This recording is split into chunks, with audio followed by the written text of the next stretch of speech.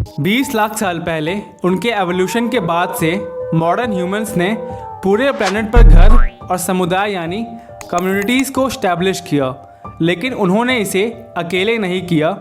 आज दुनिया के किसी भी कोने में आपको होमो सेपियंस यानी आज के इंसान मिलते हैं तो आपको उनके आसपास एक और स्पीशीज़ देखने को मिल सकती है, कैनस लूपस। फिर चाहे वे शिकारी हो या चरवाहे, लेकिन जो बात ह्यूमंस के सबसे अच्छे फ्रेंड्स की कहानी को इतना रोमांचक बनाता है वह यह है कि वे सभी एक ऐसे क्रिएचर से इवॉल्व्ड हुए हैं जिन्हें अक्सर हमारे सबसे पुराने राइवल्स यानी प्रतिद्वंदियों में से एक के रूप में देखा जाता है। वैसे कैनस लूपस को ग्रे वुल्फ भी बोलते हैं, और जब हमारे पूर्वजों ने पहली बार लगभग 1 लाख साल पहले यूरेशिया को बसाया था, तब वुल्फ फूड चेन के टॉप प्लेस पर ह्यूमंस के मेन राइवल्स यानी प्रतिद्वंदियों में से एक था। साथ ही उनके 1 बाइट का प्रेशर 320 psi से भी ज़्यादा था और वो 1 मील से भी ज़्यादा दूरी तक अपने शिकारी को सूंघ सकते थे। ह्यूमंस हंटर्स की तरह वे भी सोशल ग्रुप्स में रहते थे और साथ मिलकर शिकार करते थे, जिससे वे अपने से बड़े क्रिएचर्स को इजीली टेक डाउन कर देते थे। ग्रुप टैक्टिक्स का यूज़ करते हुए उन्होंने एक इफ़ेक्टिव हंटर्स के रूप में काम किया, लेकिन तब तक जब तक उनका सामना अपने से समान ताकत के खिलाफ नहीं हुआ था, जिससे वुल्फ ने अब खुद को इंसानों से कम आंका। इसके लिए अधिकांश वुल्फ ने अपने क्षेत्र के लिए एक गंभीर खतरे का प्रतिनिधित्व किया, लेकिन कुछ भेड़ियों के लिए ह्यूमंस ने नए अवसरों की पेशकश की। जिन वुल्फ ने ह्यूमंस के साथ अपने एग्रेसिव नेचर को कंट्रोल किया, वे धीरे धीरे ह्यूमंस कम्युनिटीज़ के और क्लोज आते गए। यहीं से वुल्फ के ब्रीड में एक बड़ा चेंज देखने को मिला।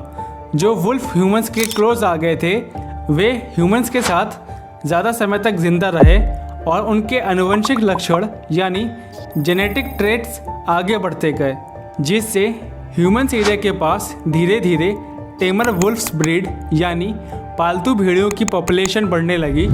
समय के साथ वुल्फ ने ह्यूमंस के बहुत से काम को आसान बना दिया।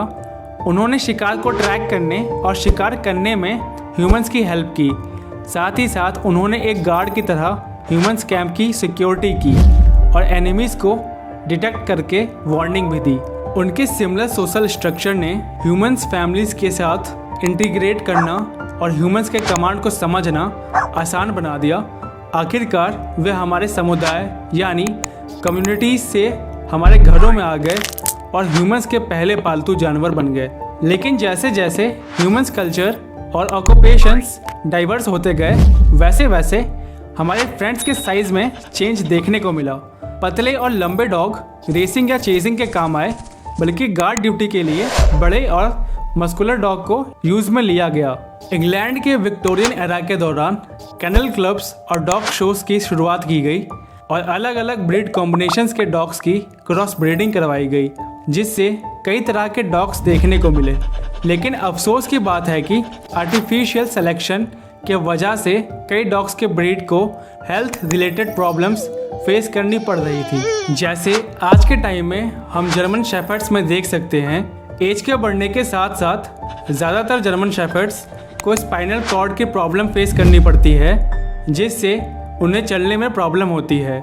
डॉग्स के एवोल्यूशन में ह्यूमंस ने बहुत तरह के एक्सपेरिमेंट उन पर किए हैं, जिससे जनरेशन टू जनरेशन उनके बिहेवियर में भी चेंज देखने को मिला।